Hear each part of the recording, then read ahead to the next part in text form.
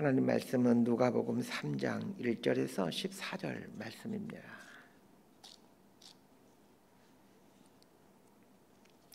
누가복음 3장 1절에서 14절까지 말씀입니다. 번갈아 가면서 읽습니다. 제가 먼저 읽겠습니다. 디베리오 황제가 통치한 지 15해 곧 본디오 빌라도가 유대의 총독으로 헤롯이 갈릴리의 분봉 왕으로 그 동생 빌립이 이두레와 드라고니 지방의 분봉 왕으로 루사니아가 아빌레네의 분봉 왕으로 안나스와 가야바가 대제사장으로 있을 때에 하나님의 말씀이 빈들에서 사가랴의 아들 요한에게 임한지라. 요한이 요단강 부근 각처에 와서 죄 사함을 받게 하는 회개의 세례를 전파하니 선지자 이사야의 책에 쓴 바 광야에서 외치는 자의 소리가 있어 이르되 너희는 주의 길을 준비하라. 그의 오실 길을 곧게 하라. 모든 골짜기가 메어지고 모든 산과 작은 산이 낮아지고 굽은 것이 곧아지고 험한 길이 평탄하여질 것이요 모든 육체가 하나님의 구원하심을 보리라 함과 같으니라. 요한이 세례받으러 나아오는 무리에게 이르되 독사의 자식들아 누가 너희에게 일러 장차 올 진노를 피하라 하더냐. 그러므로 회개에 합당한 열매를 맺고 속으로 아브라함이 우리 조상이라 말하지 말라. 내가 너희에게 이르노니 하나님이 능히 이 돌들로도 아브라함의 자손이 되게 하시리라. 이미 도끼가 나무 뿌리에 놓였으니 좋은 열매 맺지 아니하는 나무마다 찍혀 불에 던져지리라. 무리가 물어 이르되 그러면 우리가 무엇을 하리이까? 대답하여 이르되 옷 2벌 있는 자는 옷 없는 자에게 나눠줄 것이요 먹을 것이 있는 자도 그렇게 할 것이니라 하고 세리들도 세례를 받고자 하여 와서 이르되 선생이여 우리는 무엇을 하리이까 하매 14절까지 함께 읽습니다. 이르되 부과된 것 외에는 거두지 말라 하고 군인들도 물어 이르되 우리는 무엇을 하리이까 하매 이르되 사람에게서 강탈하지 말며 거짓으로 고발하지 말고 받는 급료를 족한 줄로 알라 하니라. 아멘. 오늘 본문은 세례 요한에 대한 이야기입니다. 세례 요한은 예수님보다 6개월 먼저 태어나서 예수님 앞서 가시면서 예수님의 길을 예비했던 사람입니다. 마치 그 사극 같은 데 보게 되면 그 높은 분은 왕이나 무슨 그 높은 대가님들이 가마를 타고 갈 때 그 앞에 가면서 뭐 길을 비켜라 뭐 이렇게 외치는 사람 있지 않습니까? 마치 그런 사람처럼 예수님의 길을 열어가는 역할을 하는 사람이 이 세례 요한입니다. 세례 요한은 예수님이 가실 길을 앞서가면서 길을 예비해가는 역할을 한 사람인데 이 세례 요한의 원래 이름은 요한이지 세례 요한이 아닙니다. 그럼에도 우리가 요한을 말할 때마다 항상 세례 요한, 세례 요한 뭐 그렇게 우리 입에 붙어져 있죠. 그렇게 말하는 이유는 요한이 평생 외쳤던 메시지와 사역이 세례였기 때문에 그렇습니다. 그런데 이 세례라는 의식이 중요한 게 아니고 그 세례의 의미가 아주 중요합니다. 요한이 베풀었던 세례의 의미에 대해 성경은 이렇게 말해주고 있습니다. 우리 3절 말씀 함께 읽도록 합니다. 시작. 요한이 요단강 부근 각처에 와서 죄사함을 받게 하는 회개의 세례를 전파하니. 자, 요한이 베풀었던 세례의 의미가 무엇입니까? 회개입니다. 성경은 분명하게 회개의 세례 이렇게 표현하고 있습니다. 그리고 또 세례 요한이 늘상 외쳤던 메시지가 회개하라, 천국이 가까이 왔느니라 라는 말씀이셨습니다. 예수님의 길을 예비하였던 세례 요한의 인생 주제는 회개였습니다. 세례의 핵심 내용이 회개입니다. 자, 그런데 세례 요한의 삶과 메시지 그리고 중심 사역이 회개였는데 예수님의 길을 예비하는 사람인 세례 요한이 회개를 선포했다라는 말은 예수님이 선포하는 가르침 역시 회개였다는 것을 말해줍니다. 세례 요한이 예수님의 길을 예비해가는 사람이지 않습니까? 그러니까 세례 요한이 회개를 외쳤다면 예수님 역시 그의 삶의 중심이 회개였다는 걸 알게 됩니다. 그래서 예수님도 하셨던 말씀이 회개하라, 천국이 가까이 왔느니라. 세례 요한과 똑같은 말씀을 하십니다. 자, 그러면 세례 요한이 외쳤고 예수님이 외쳤던 그 회개가 구체적으로 무엇인지 알아야 되겠죠. 회개는 세례 요한이 평생에 걸쳐 외친 메시지이면서 또한 세례 요한이 살아갔던 인생 길이었고, 더 나아가 예수님 설교의 중심 메시지가 회개입니다. 회개는 회개 기도와 같은 종교 의식이 아니라 삶의 태도이고 가치관입니다. 삶에 대해서 어떤 태도를 갖고 있느냐, 삶의 목표를 무엇을 삼고 살아가느냐, 삶의 가치를 어디에 두고 있느냐, 이런 것을 의미합니다. 회개라는 말은 메타노이아라는 말인데 돌이키다라는 뜻입니다. 회개한 그리스도인이라는 말은 삶의 태도에 있어서, 삶의 목표에 있어서, 삶의 방향에 있어서 돌이킨 사람이라는 뜻입니다. 세상 사람들이 갖고 있는 삶의 태도, 그 인생 목표, 인생 방향에 대해 돌이킨 것, 그게 회개입니다. 그럼 묻겠습니다. 여러분은 회개하셨습니까? 세례 요한이 세례를 베푸는데 회개의 표시로 세례를 베풉니다. 세례를 받는 사람들은 세례 요한이 베푸는 이 세례가 다 회개의 세례라는 것을 알고 세례를 받습니다. 세례 요한은 회개의 삶과는 거리가 먼 채 종교적 특권 의식에 사로잡혀 살고 있던 그 바리새인과 서기관들 같은 이 종교 지도자들이 세례를 받으러 세례 요한에게 오죠. 그때 그들에게 뭐라고 얘기합니까? 오늘 보면 7절에 보게 되면 독사의 자식들아, 누가 너희에게 일러 장차올 진노를 피하라 하더냐, 이렇게 호통을 칩니다. 회개는 종교 의식을 행함으로 이루는 게 아니라 삶의 돌이킴이기 때문에 삶으로 돌이키지 않고 의식으로서 세례를 이해하려고 했던 이 바리새인과 서기관들에게 대해서 호통을 치는 것입니다. 오늘 본문에서 세례 요한의 이 회개의 세례를 설명하면서 오늘 본문은 참 재미있는 이야기로 시작해가고 있습니다. 자, 1절과 2절 말씀 함께 읽도록 합니다. 시작.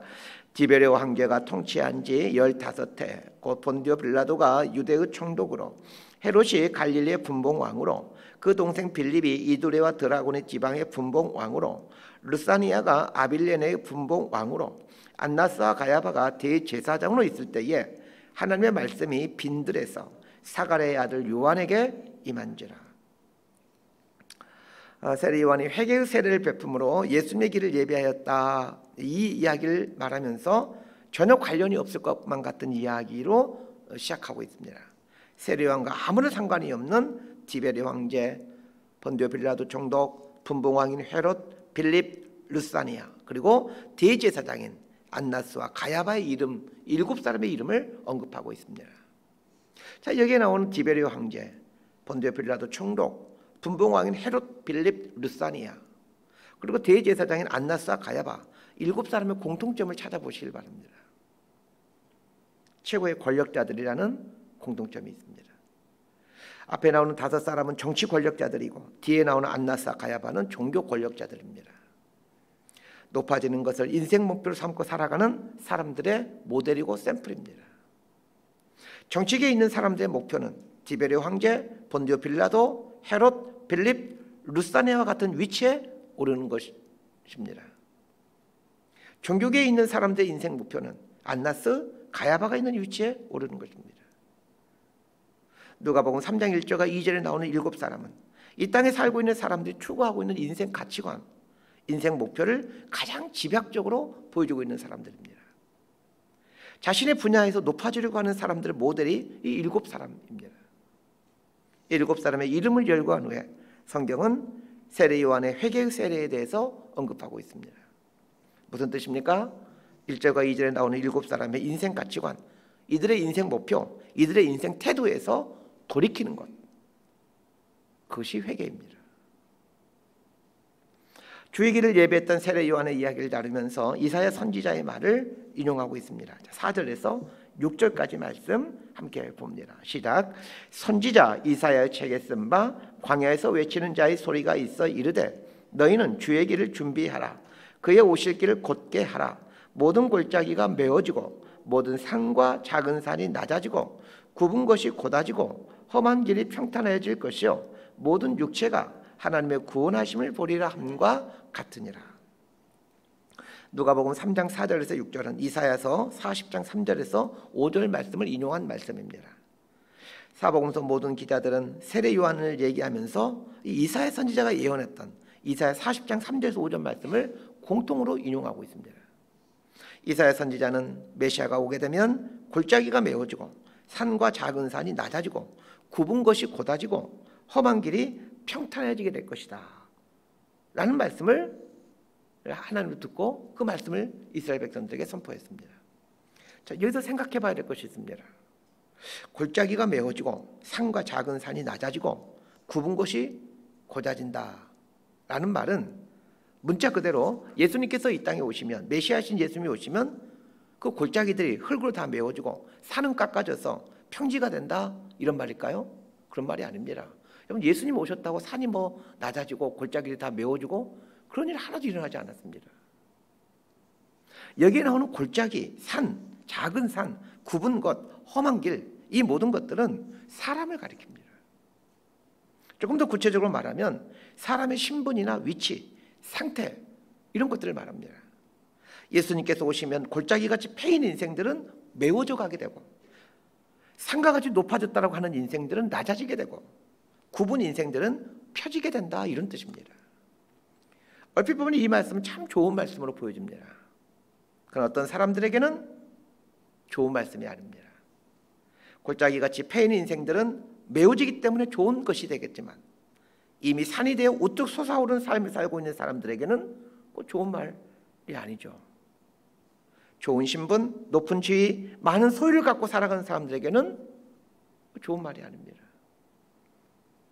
저는 왜 수많은 구약의 선지자들 중에 메시아가 오시면 골짜기가 메워지고 산과 작은 산이 낮아진다라는 말씀을 그 많은 선지자들 중에 이사야 선지자에게 이 말씀을 주셨던 것일까를 생각해 봅니다. 구약에 등장하는 선지자 중에 신분이 가장 높은 사람이 이사야 선지자입니다. 이사야는 귀족입니다. 왕족이죠. 왕의 왕손입니다. 귀족은 오늘 본문식으로 표현하면 높은 산에 속한 삶이라고 할 수 있습니다. 메시아가 오시면 높은 산들은 낮아지게 됩니다. 그렇게 귀족이나 높은 신분에 있는 사람들에게는 메시아가 오는 것이 반갑지가 않습니다. 그럼에도 불구하고 귀족이었던 이사야 선지자가 이 예언의 말씀을 했다는 것은 하나님의 구원이 무엇인지를 깨달았기 때문입니다. 많이 가진 사람들이 가진 걸 유지하며 사는 것이 구원이 아니고 낮아지는 것이 하나님의 구원이고 하나님 나라의 모습이 그 모습이라는 것을 알았기 때문입니다. 메시아가 오심으로 낮아지는 삶을 사는 것이 구원이라는 것을 선포하기에 가장 이런 선포를 하기에 가장 적당한 사람이 귀족 출신의 이사야 선지자였던 것입니다. 자, 오늘 본문에 등장하는 세례 요한을 생각해 봅시다. 세례 요한의 아버지는 사가랴 제사장입니다. 당시에는 상당한 제사장들은 상당한 힘을 갖고 있는 사람들이었습니다. 제사장은 세습직이었기 때문에 세례 요한은 가만히 있으면 제사장의 신분을 이어받을 수 있었습니다. 그러나 세례 요한은 제사장의 직분을 내려놓죠. 하나님의 구원이 무엇인지를 알았고 예수님의 길이 무엇인지를 알았기 때문입니다. 오늘 본문을 기록하고 있는 사람은 누가입니다. 누가복음은 다른 복음서에 비해 세례 요한의 회개 세례에 대해 그리고 이사야 선지자가 예언한 말씀에 대해 가장 자세하게 다루고 있는 게 이 누가복음입니다. 자, 누가가 어떤 사람입니까? 의사로서 당시 최고의 엘리트입니다. 최고의 엘리트인 누가가 바울을 통해 예수님을 알게 되면서 하나님의 나라가 무엇인지 예수님의 길이 무엇인지를 깨달았기 때문에 바울의 수종자가 되어 그 고생하면서 평생을 바울의 동역자로 살아가지 않습니까? 예수님을 영접한 사람들 중에 높은 지위에 있던 사람들은 정말로 낮은 자가 되었습니다. 높은 신분을 버린 게 아니라 낮은 자세로 인생을 살아가게 된 것이죠. 이것이 회개입니다. 그리고 그것이 하나님 나라의 모습입니다. 초대교회 이런 일들이 일상적으로 일어났습니다. 높은 신분에 있던 사람들이 예수를 믿고 나서는 낮은 자세를 갖게 됩니다. 더 높아지는 것을 추구하지 않고 자신에게 주어진 자리를 다른 일을 섬기는 통로로 이해하고 다른 사람들을 섬겨갑니다.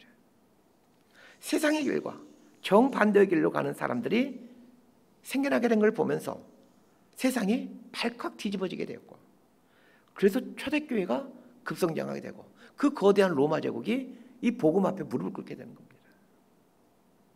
높은 사람이 낮아지고 가진 사람이 가난한 마음을 갖고 살아갈 때 세상은 충격을 받습니다. 이 세상의 논리와 맞지 않는 행동을 하기 때문에 그렇습니다. 이 세상의 논리와 반대로 살아가는 사람들, 이게 그리스도인들 아닙니까? 우리 초대교회의 성장과 한국교회의 성장을 보면 겉모습은 상당히 흡사합니다. 한국교회가 60년대, 70년대, 80년대 아주 급성장하지 않습니까?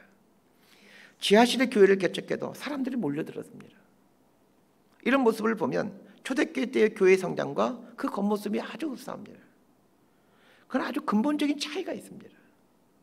초대교회 때에는 높은 사람들이 낮아짐으로, 가진 사람들이 가난한 마음을 가짐으로 세상에 아주 신선한 충격을 주었기에 사람들이 이 기독교 신앙을 갖게 되었습니다.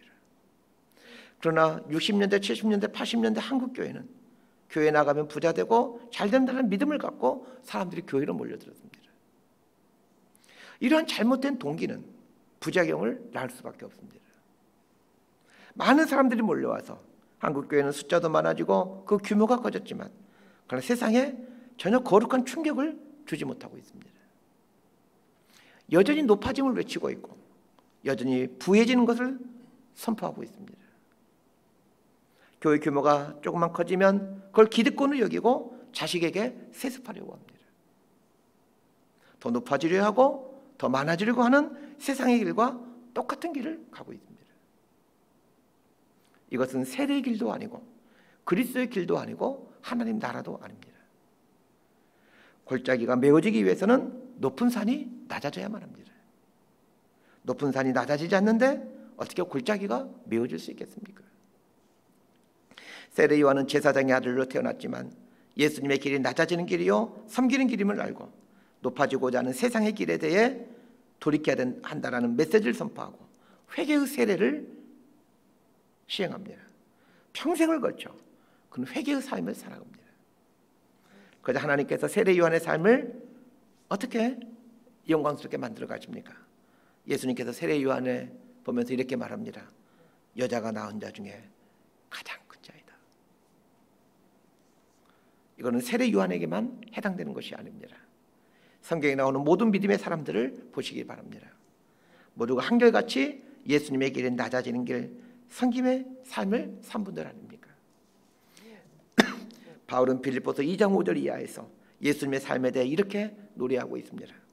그는 근본 하나님의 본체시나 하나님과 동등됨을 취할 것으로 여기지 아니하시고 오히려 자기를 비워 종의 형체를 가지사 사람들과 같이 되셨고 사람의 모양으로 나타나사 자기를 낮추시고 죽기까지 복종하셨으니 곧 십자가에 죽으심이라. 예수님의 삶을 가장 직설적으로 가장 분명하게 표현해주는 말씀이 이 빌립보서 말씀입니다. 하나님의 본체이시지만 그는 하나님으로서의 대접받는 것을 포기하셨습니다. 창조주 하나님이셨지만 모든 만물들로부터 대접받고 영광받는 것을 포기하셨습니다.